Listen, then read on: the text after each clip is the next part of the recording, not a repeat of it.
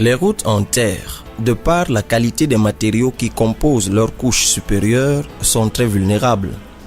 Elles nécessitent alors une protection particulière pour continuer à assurer un niveau de service acceptable, ô combien salutaire pour les zones rurales. Et pour la protection de ce type de route, il a été mis sur pied des barrières de pluie. Ce sont des barrières en bois ou en acier, érigées exclusivement sur les routes en terre.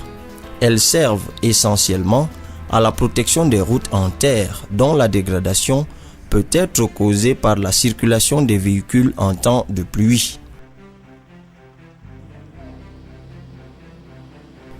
Ces barrières sont destinées à faciliter les contrôles portant sur le respect des limitations de la circulation en temps de pluie pour les véhicules dont le poids total autorisé en charge est au moins égal à 3,5 tonnes et ou ayant une capacité au moins égale à 12 places assises autorisées.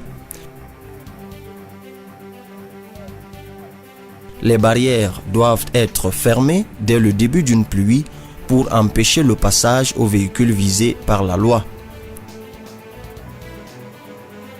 Chers usagers, si vous êtes au volant d'une voiture dans la catégorie des véhicules visés, arrêtez-vous dès le début de la pluie.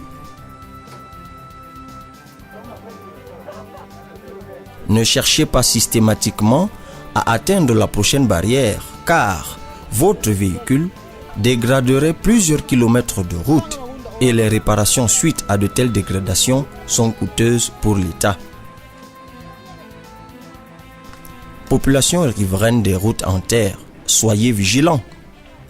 Impliquez-vous dans la protection de vos routes en dénonçant auprès des pouvoirs publics les auteurs de dégradation.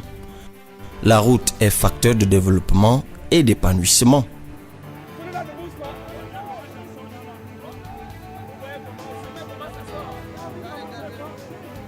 Quant à ceux qui détruisent volontairement l'équipement routier qu'est la barrière de pluie, ils s'exposent à une peine d'emprisonnement comprise entre 1 mois et 2 ans, conformément à l'article 230 du Code pénal.